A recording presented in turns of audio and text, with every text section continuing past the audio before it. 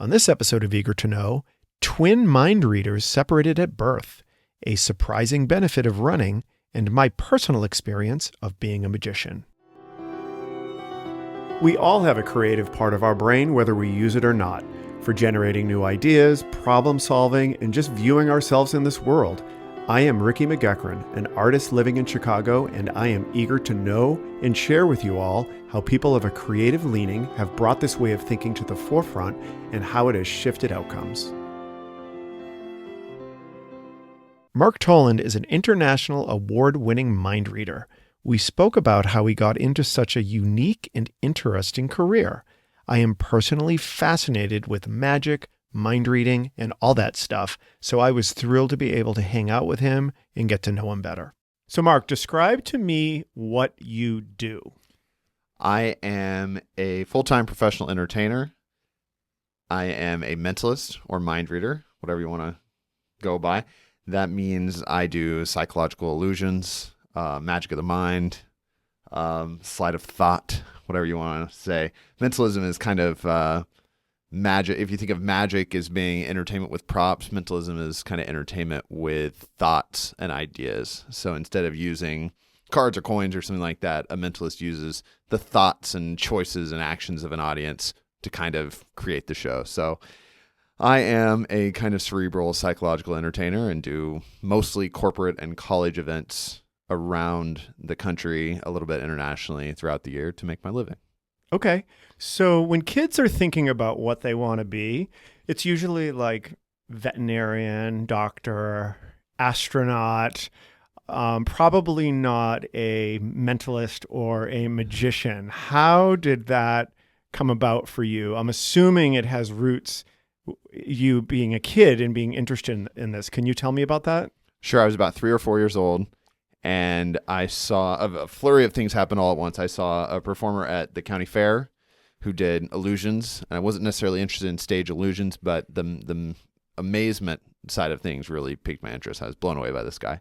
I saw David Copperfield on TV. Back then, that was when he was still pumping his specials out, and it was before the internet. So I saw that, and I just had to remember what he had done. So the county fair guy, what types of things was he was just doing? Doing comedy magic, sleight of hand. He like sawed someone in half, like an assistant in half. Those sorts of things, kind of corny festival magic. Looking back, it was probably a very cheesy show, but to me, as an impressionable 3 or 4 year old, I was just totally gobsmacked by the whole thing and wanted to do that. And then the thing that decided all, the clincher, was I found, so around the same time, seeing David Copperfield on TV, seeing this guy at the fair, I found this book. I was in Wichita, Kansas at a bookstore. I think it was at Borders back then, RIP. And I found a book on magic, this big, thick hardcover book. I still have it. With a box attached to it full of props. So a silk handkerchief, trick deck of cards, magic wand, all these cheesy things. But I had to have this book. I showed it to my dad, and he bought it for me.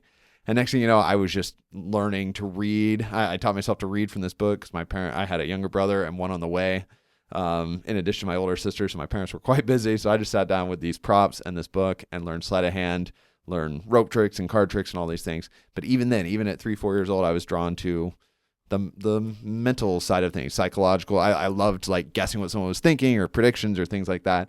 And I remember seeing Copperfield on TV, and it translated to me in some weird way. If I can get good at this, maybe this is my ticket out of my hometown. Maybe this is how I can like succeed and do something, and maybe I'll be on TV one day or do shows or be an entertainer or something. So that was kind of my path. And I would tell everyone I'm going to be, I call myself a magician. I'm going to be a magician. I'm going to be a magician. But when I came out of college. At what age were you saying that? Oh, kindergarten, first grade, something like that. What was it about it? Because it sounds like there's like 3 components in my head. There's the actual box with all of these things in the book where you're learning the tricks by yourself. Sure. But then there is also this performance aspect of it, which I don't even know if you were doing that at 3 and 4 years old, but there's a showmanship aspect of it. But then there's also this aspect of a future. Like that's a lot for a kid. Sure. I was very quickly obsessed with the whole thing. I grew up I had opportunity to do community theater and all sorts of things. So I remember being very young and being in like the kids chorus for multiple musicals and school plays and everything. And then as far as the magic or mentalism performance, I was doing things at show and tell in kindergarten. So I'd go into kindergarten class and I would do a trick. I would learn a trick that week and do a trick for show and tell, and oftentimes mess it up. No, not at all. I would oftentimes probably mess the trick up, but I would learn some kind of trick to go in and do in front of the class. So even then it was appealing to me. Kindergarten, first grade, all those times. Yeah. Was it appealing that you would be getting a reaction, like that it would change your relationship with the audience or the way people perceived you? Or I think I was I think I was initially adept at it, like quickly could learn these things quickly and just was naturally good at it, right? So that was why I kept with it, because I could learn it quickly and then learn more and more. And then also I think when I was younger, and not so much anymore, but when I was younger, I had this tendency to show off, to do things and want attention. So that was an easy way for me to use something that I was good at. And, of course I'm going to go up and do show and tell. Of course I prepared something. I'm going to go up and do it. Now it's less that. It's more, I like to tell stories. I like to, give people some kind of distraction from their, from the stresses of their daily life or something like that. All the better things that keep you in the arts for a longer term, probably. But early on, as is the case, and many of my friends who have bigger families, I had 3 siblings, and vying for attention, I was doing that, and that was one of many outlets I had to. So it was something that you could do really well very quickly. Sure. Now, if in terms of being a performer and getting attention, do you think that you would have pursued that regardless if you hadn't discovered this? Do you think that would have come out of you anyhow? I guess what I'm trying to figure out, how much of this is about the tricks that you learned and how much of it is about the performance aspect in your personality. Well, when I was about 18 and leaving my hometown, I went to USC out in LA, and I just went to study acting to get a degree in theater. So at that time, I remember thinking I was just going to perform on stage. I just wanted to do plays or musicals or something like that and just be a performer. And then when I was using, especially in LA, they want you to highlight your special skills. What's your special skills at the bottom of your resume or whatever? And I still would. Magic is something, and continues to this day, that I have not really ever let go. It's definitely gotten quiet in some times when I'm more busy than others, but it's always been there and been an interest and something I've done.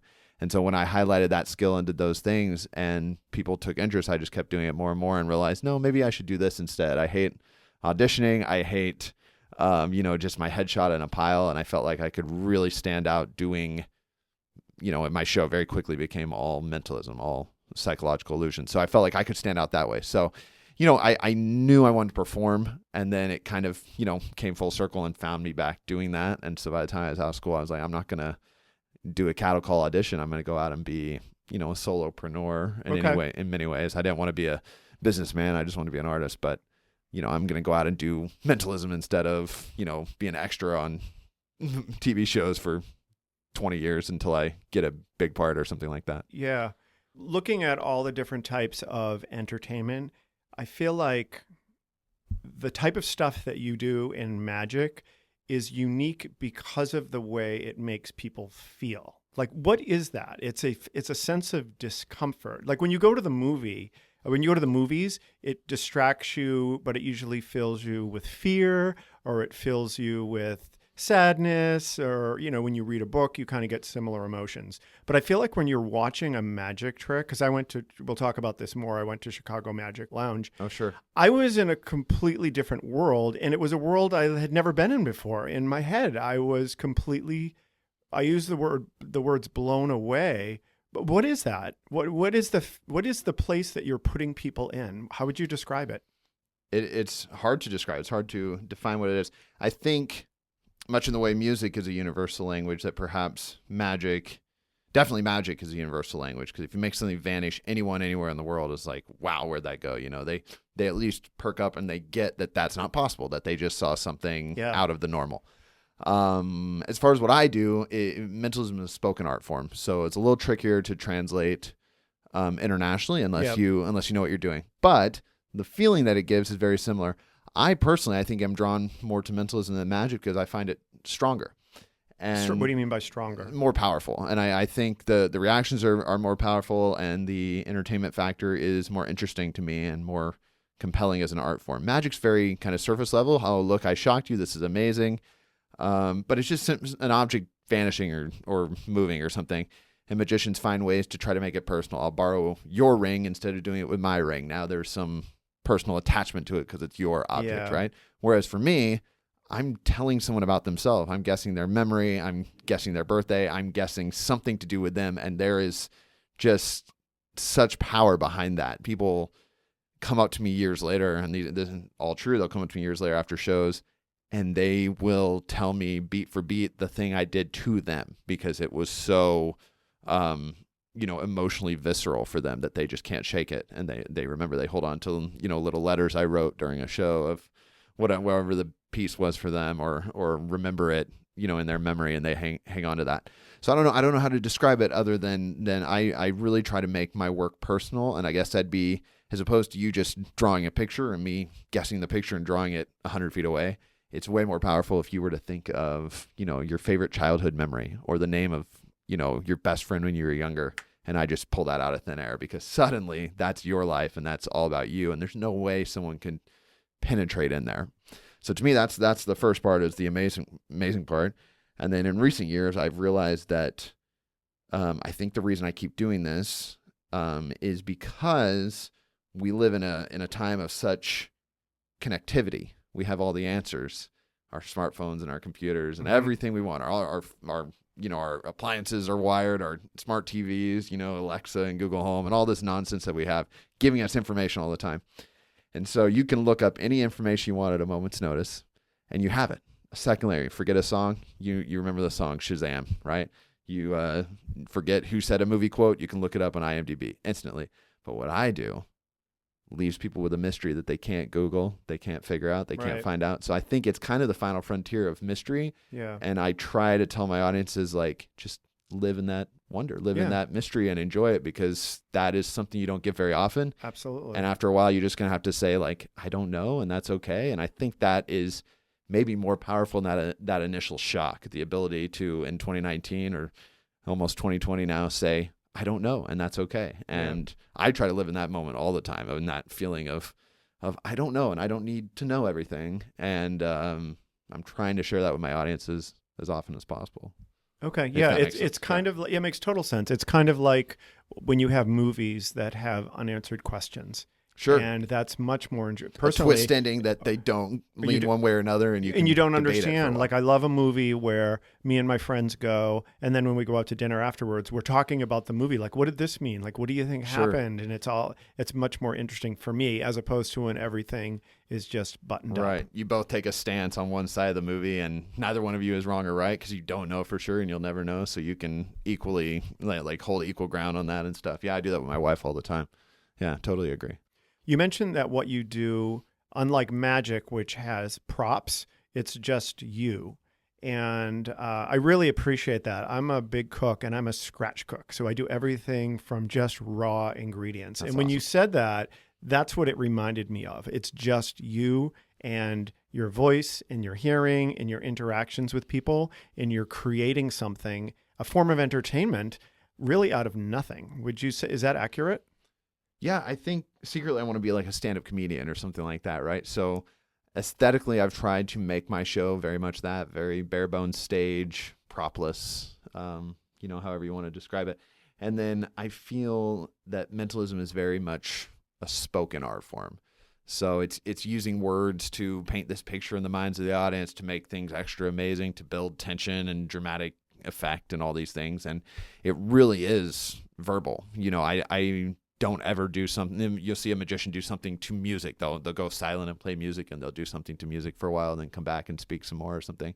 There is none of that really in mentalism very often, because it's such a spoken thing. But that's what I enjoy. I'm very verbose. I've always been that way. So I feel like I fell into this because I wanted to be a storyteller. I wanted to be a stand-up. I wanted to be an actor. And those 3 or 4 things are all components of this and keep me coming back. Right. I'm a huge fan of Coney Island. Are you familiar with Coney Island? I am. I've never been, but I've watched some documentaries. Okay, yeah. so you've watched the documentaries, so you know that years and years ago you had volumes and volumes of people who oftentimes were middle or lower class, didn't have a lot of money. There wasn't television available, and they needed entertainment. They also needed to get out of their hot apartments before air conditioning. Sure. And everyone would go to Coney Island, and it was a lot of entertainment similar to, in addition to the rides and the roller coasters, there was volumes of sideshows and entertainment. And a lot of it was probably the stuff that you do. And so it's very timeless. Right. Fortune tellers, the mystics, the oracles. There is a storied history of this sort of thing. And it has a checkered past, because a lot of what I do is rooted in spiritualism, fake psychics, mediums, all these people that still exist today and are still using the techniques that I use for nefarious means. I'm using them for entertainment purposes. Interesting. That's where a lot of this comes from, is from that time period, those kinds of things. And before that. But that's that there is a crossover there that goes to the sideshow, that goes to Coney Island, that goes to seances and all that, which is, I'm fascinated by the whole history of that. I think it's amazing that you're doing something that, because right now we have so many options for people for basically distraction. I mean, we have everything. Sure. And you're doing something that has been around forever, for a long time, as we just talked about. Sure. I guess I never really thought about the fortune teller part of it. So that's sort of like the evil side of it all. Yeah. Well, it depends what people class themselves as, because there's definitely, that is wildly popular right now. Or there's TV shows of so-called mediums and psychics and whatnot. Every street I walk in Chicago seems like there's a psychic storefront or a third floor psychic or astrology reading or something, right? But I don't believe in any of that. I think it's kind of bad. If they're doing it for entertainment purposes, like there's a festival up the street, we were chatting before we came on, I bet there's some palm reader there or something, and it's just for fun. That's fine. Yeah, but you know that there's people that have regular clients. Of course. I think we need to do a Netflix series, and it's based on like you and your life, but you have a twin brother. And you both were doing these tricks in kindergarten, and you were like the dueling twin magician brothers. And you went your path, and then he went the. How about separated at birth, and we don't realize it, but one went and is like a psychic entertainer, and one is like a fake psychic. A fake psychic. And then they find out about each other years later and have a magic duel or something. This sounds amazing. That's the finale. I just ruined the season finale. So I do have some personal experience with magic. So I had a boyfriend who did this. He did magic tricks, but he did this one in particular that completely freaked me out. Like, this person that I was like intimately involved with was, it was a situation where I randomly picked a card, and then at the end of the thing, they would be at 4 cards, and I would select, one of the 4 cards, and it would be my card. Oh, sure. I'm sure you're hearing this and you know the trick. And I was completely freaked out, and it was almost like this disturbance in our relationship type of thing. He ended up showing me the trick and how to do it. And so ultimately it was a combination of, as you probably know, like there was a sleight of hand element, but there was a big performance element, because you had to distract people a little bit, because there was a little thing that you were doing, and you had to make sure that people were paying attention to you and not the cards. And I thought and so I would practice this trick, and I would do it and fail. And eventually I could do it. And I don't even remember how to do it now, but I remember the look on people's face. They were completely shocked. And I thought that was a really interesting experience to be able to get that type of reaction from people. I've never had that kind of reaction from someone. And obviously you get this, you experience this all the time, but it was very unique. Yes, it is a unique reaction. And that's kind of that universal language thing I was talking about earlier. I don't think magic appeals to everyone in the world. My wife is actually not very, very big on it. She's not a big fan of it. And I think it's just because she's seen so much, because we've been together a decade or something. So I don't think she's as into it. And I'm like not that into it. I see too much and I'm burnt out on it. But when people see it who don't see it a lot, or people who are fans of it see it, they all have a similar kind of awestruck. Yeah. They're awestruck or astonished or however you want to describe it. And it is fun. And there's this weird, I think there's a weird kind of power element in the beginning. That's that showing off thing, that wielding that kind of unknown. I know something you don't, so I Yeah. can look. I'm better than you, or I can show off or something. And so I don't know if you keep it a hobby. That's kind of fun to bust out at parties, or if you're just kind of like amateur or semi-pro perhaps, and you're doing it part-time. That's kind of a cool feeling to go and maybe you're kind of like Batman. You're kind of going, you do something else for a while and go back to your day job or something. But doing this full-time and traveling as much as I do and doing all these things, after a while, it's figuring out what else is there in that reaction. Yeah. Is there in that feedback from the audience? Because showing off is exhausting. It's exhausting. That's what I did that forever growing up. And I would see classmates in acting class just come in with their personalities dialed to an 11 every day because they're trying to get the role. They're always on. And it's like, I don't want to always be on, So I think I found that within that amazement that people react, there are other things. There are there's tears of joy. There's laughter. A lot of people laugh when they see magic or mentalism because they don't know how else to react. And they also have there's also a personal component, like we were talking about. And I think the personal component comes down to like the kind of stories that I like to tell. I think those are different. So I have stories about my dad in the show, and stories about living in the moment, and appreciating mystery and all these things. And those, especially the past 2-3 years, have been what people talk about the most, which I think is a real breakthrough for me as an artist, because as opposed to people saying that was amazing, you're amazing, which they could get down the street at the Magic Lounge or watching a Netflix mind reading show or riding something. or riding a roller coaster. They absolutely could. At least with me, they're grabbing onto some kind of personal anecdote or message that I've added to my show and tried to infuse it with, and it appeals to them enough that that's the thing they hold on to. I get emails and messages all the time, so that's given me the most joy on top of that level of amazement, which I think is even more powerful. They're primed with this, oh my God, how the hell did you do this? Plus this, like, and there's something I can take away from it, So where did that come from? Was that you trying to find a way to keep it more fun and interesting, or was it about something inside of you that needed to come out and you're expressing? I think I've always wanted more. I've always wanted to say something. I'm always blown away when there's like an 18-year-old writing a memoir or something, right? I'm like, how do they have anything to say up to this point in their life? So I was 28 and I was like, I don't know if I have anything to say.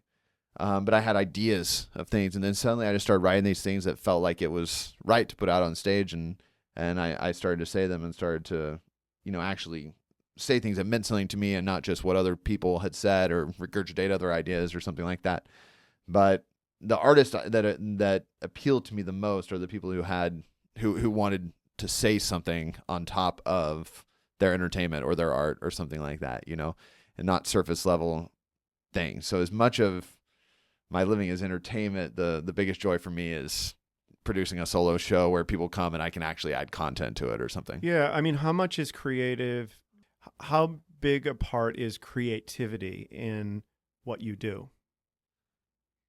I am, maybe this is a surprising answer, or I don't, would probably say I'm different than most people in my industry, in that the mechanics of what I do, or the tricks, or the whatever you want to call that, it doesn't really appeal to me as much as it used to. And I don't know if that's from 3 decades now of doing it, or just being full-time as opposed to being a hobbyist where it's just a fun hobby. Now it's a business or something. But that doesn't appeal to me. The things that appeal to me are the theory of how like performance theory. And then I love writing. I love writing jokes. I love writing the stories. I like putting a whole show together. And does all that writing end up in your show? Because I know you have your blog. Yeah. So sometimes the blog is me working things out for the show and just experimenting with ideas. And other times it's just like getting a thought out. It's like a brain dump, right? My blog's like a brain dump to get some ideas out of my head so I can make room for others. So I write a lot of stuff that doesn't go in the show, but every once in a while I'll put something in the show. I'll be like, this is really good. and I'll do it for a while, and it'll start to get good reactions. I'll go back through a notebook and realize, oh, that idea is 4 or 5 years old. It just needed some time to like simmer, right? I shelved it, forgot about it, came back around in my mind. I knew it was something, and then I put it in the show. So would you consider yourself a creative person? I think so. I used to just do, perhaps being full-time, perhaps turning art into a business diminishes that in some ways, because early on it's just like responding to emails and doing all these things. Now it's a lot of travel, and I'm exhausted from traveling and setting up and sound checking and traveling back to the hotel and getting up early the next day and doing it all over again. That in between is like the last thing I want to do is think about the show, right? So I have a show that works. I know what I'm going to do. And when I have time to work on the show, it's really like, well, I think I'd rather watch this new Netflix show or do something else, whereas years ago, before this was a job and before there were the responsibilities of adult life looming over me, I would just do it for the sake of doing that. So that's always what I tell people when they want to do it. I'm like, well, be prepared to perhaps lose some of your passion for just the fun of it completely in exchange for being able to say you're doing it. People are always telling me, because I told you that I cook, that you should do whatever, be a chef, catering, blah, blah, blah. I'm like, no, I don't want to do this for work because I love it too much. And I know that it will become a job. Sure. And it's like my source of where I recharge. And so, yeah, that's going to happen with anything. Right. Like I love editing video, and I simply do it for fun. I've never been able to move the dial on YouTube, and I haven't really tried. I just like making videos. I like knowing my way around Premiere Pro or Final Cut Pro or whatever I'm working in, and just doing that. There's something fun about that puzzle. I kind of have grown to think of my show in some weird way in terms of film editing, because you're holding the attention of the audience, and so you see it, if you do anything for long enough, it starts to seep. Or I'm sure cooking, you see things in terms of ingredients or something after a while or something. I used to take like a typing class in high school, and for years after, I would say a word and think of where it was on the keyboard, right? And it's just that kind of thing. Film editing does that to me. Yeah. I like to run, but those things stay like personal. That's like my hobby and my interest on the side. And then performing is fun. So I used to make stop motion videos. I used to write. I've written a couple screenplay ideas. My wife and I had a podcast at one point similar to yours about artists and the industry and things. And we are considering, at the moment, starting another one. So we have all these creative. Met my wife in art school, so we have all these creative ideas and outlets for that. And so I do think I'm a creative person. Within what I do, I don't really look to create those things as much as it has allowed me to just have fun with other things. So yeah, it's a weird swing of becoming full-time or professional in it, where you're like, okay, this is good, and then you leave it at the office and you go do something else, even though that was the thing you couldn't stop thinking about 24/7. You know, it's bizarre. It's interesting you mention about you kind of rewire your brain with where you spend your time, sure, and where your thinking is. Yeah, totally. And I tell this to people all the time, that your brain is constantly evolving and changing, and it's adapting. It's super adaptable. And I tell people you need to be really careful where you place your brain and what you're thinking about, because you are changing your brain. And whether that means you need to make sure that you're staying away from negative thoughts and make sure you're focusing on positivity, where you spend your time, really like what your belief system is. And like, it's so important, because Absolutely. It really, now the good news is I feel like you can change your brain and you change your thoughts fairly quickly, because it does adapt. But I think that's a really important idea. Absolutely. A lot of people in my industry are like, I want to do the most amazing thing. I want my audience, when they come, they're going to see the most amazing thing. And to me, the most amazing thing I've ever seen has not been a card trick, has not been like at a magic show, right? It's been like Waimea Canyon in Hawaii, or like I went to Dubai this year, and that's like an insane play. It was absolutely mind-blowing. Or the ocean, or Grand Canyon, or what. Those are the things that like amazed me and like knocked me over sideways.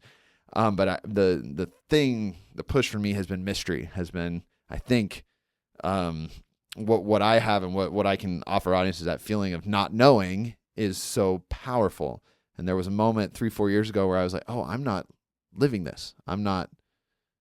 My brain isn't in this mystery. I'm telling audiences to do one thing, but I'm not experiencing mystery. And you read about artists all the time who actually do the thing they say, and they'll live a life of, like a nomad or something, because that's what they preach or whatever, right? And I was like, I'm not really having that. I talk big about this mystery on stage and then go off and I'm like, know everything. I'm constantly connected and all this.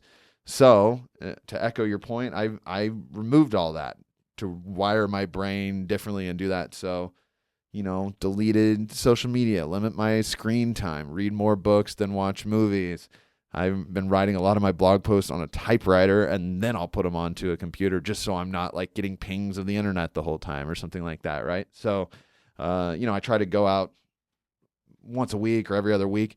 I really like listening to music when I run, but occasionally I'll take it out and not run with music, right? So just to free myself from all that and try to have that feeling of not knowing in myself, so that it'll come out even more in the show, not just through the words I wrote, but through like the life I'm living, in much the same way as, whatever you're surrounding yourself with starts to seep into your everyday life. So that's been my push lately in regards to what you just said. And, life's better off social media and not being as dialed in. I'm not sure all this connectivity is making us happier or better people. I don't think it's helpful. No, it's hurt me. It's hurt my creativity to compare myself to people constantly. So all those little things not only are helping in my mission during my show, but also just personally, as an artist and a person. So yeah, I can relate to, you mentioned running, because I'm a runner as well. Okay. I really can't run without music, but if I do go for a walk, I go for a walk without music, and I go for walks without my phone. Yeah, I did the same this morning. And you're not distracted. You're just listening to, you're seeing the lake, you're hearing the birds, whatever. And it's basically the same experience. And if you do this in the woods, it's the exact same experience as someone 200 years ago. It's identical. Yes. You're not getting anything else other than, you were getting the same inputs as people 200 years ago. Right. And it's very grounding. Right. I never get a good idea scrolling Twitter or listening to a podcast while doing dishes and responding to an email. You do 6 things at once or whatever, right? I never get a good idea then. But if you strip all that away, if you go for a walk without listening to something, or just sit and think and just allow yourself to kind of zone out, that's where the best ideas come from. And in some weird way, we've all fallen victim to this lie of that you've got to post, you got to update, all these things. I'm reading a book right now about really focused effort in your work, being super focused, and how much traction you can gain in today's society, because few people are able to just really get invested deeply in what they do and have the knowledge to pull from within that some remarkable ideas. And I'm fascinated by that idea, by the thought that journalists are told to tweet because they have to meet a quota of tweets, when it's like, well, that's not their job. Their job is to uncover these stories and do all these things, right? We've got all these distractions that are splitting our time, instead of saying like, hey, just go on a walk. That's where without a podcast, without music. And next thing you know, you'll be a mile away from home. You'll be like, what if I did this? And suddenly you're down this wormhole of creativity that you didn't know existed, because you've been filling it with likes and Instagram and, all these other things. All my creative ideas, the big ideas, come when I'm running. Yeah. Always. Oh, absolutely. Always. Yeah. Because it changes something in my brain, and it releases something that I don't have normally just walking around. After about 2 miles of running, it takes a few miles. It takes a couple miles, and then something happens. Right. And I am seeing things in a different way. It's like Totally a drug. agree. I've never taken that. mushrooms. Yeah, I've never done anything of that like that, but it's kind of like that. Yeah, it's cheaper. Just go running and then it's better. I'm glad you said that. Yeah, I don't know many runners. Because my job is travel. I travel 3-4 days a week for shows, and so I'm not in a running club or this, and so I'll run on the road, or I'll run on a treadmill, or I'll run here, by the lake, like you said, when I'm in town. So I don't know many runners, but I read people or hear that all the time. Best ideas come running. I feel like my blog is that, like every 3 posts is like, got another good idea of running.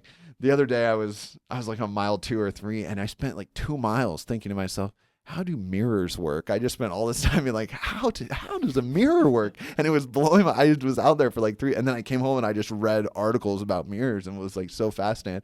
But like, I would never have wondered that.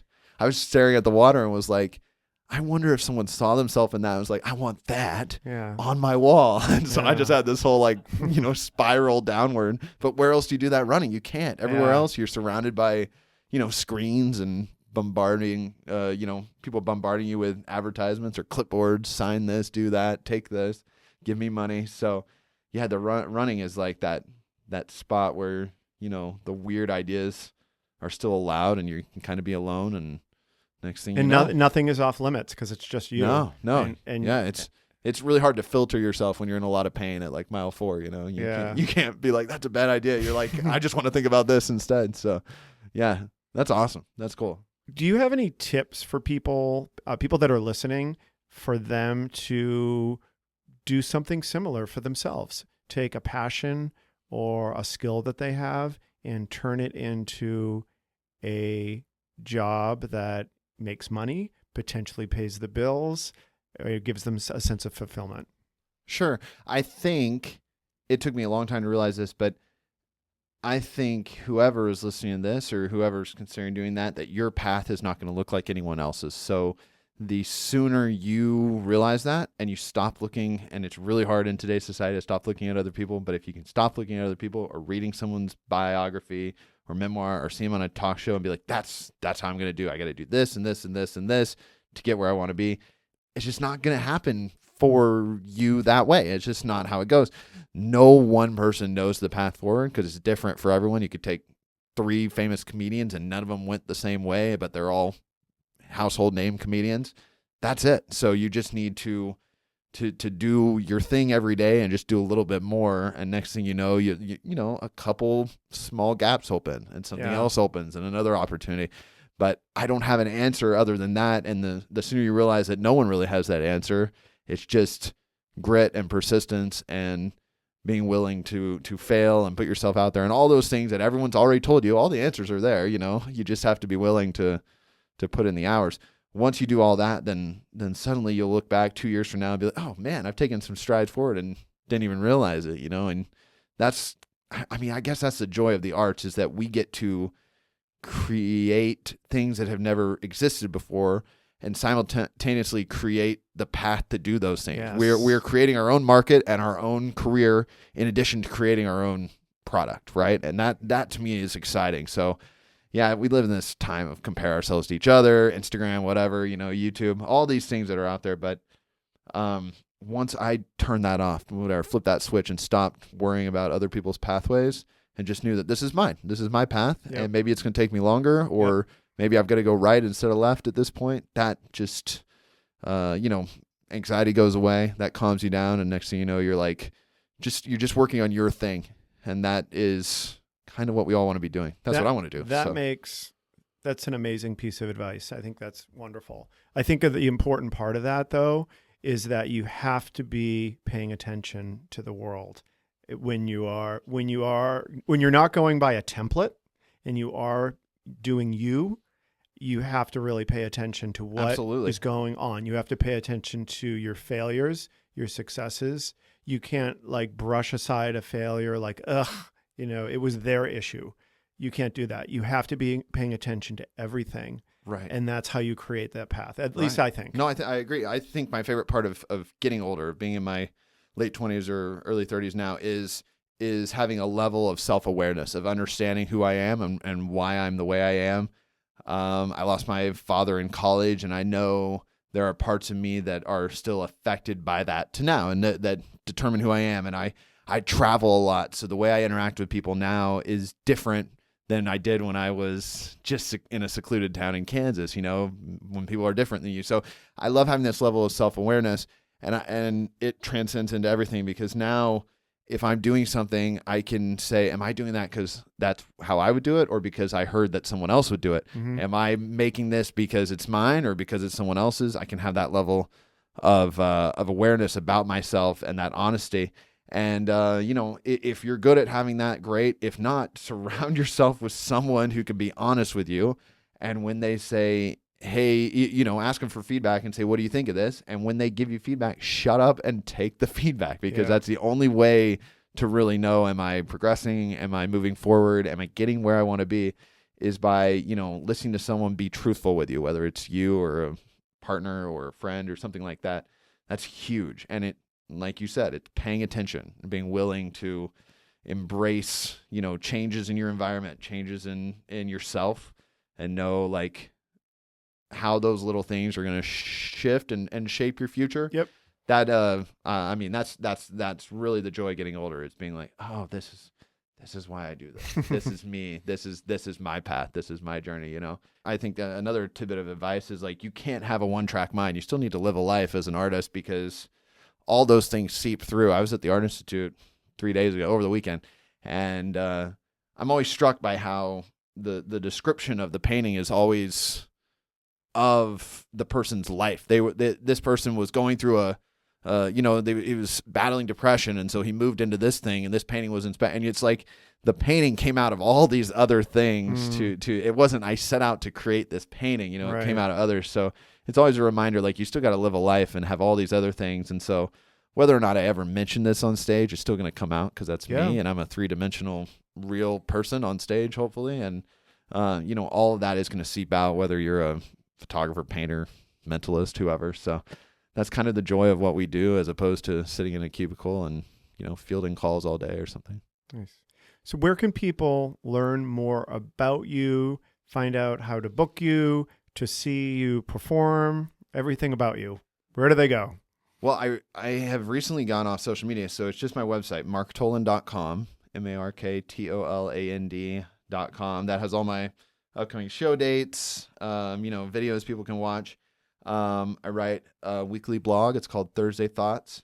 It comes out on Mondays. No, it's stupid. It's called Thursday Thoughts, and it's like life ideas from the road. And then the only other, so my website, the only other thing is YouTube. I post on YouTube. People can subscribe there. Okay. Yeah. Great. Well, thank you so much for coming in. This was great talking Thank you. to you. Likewise.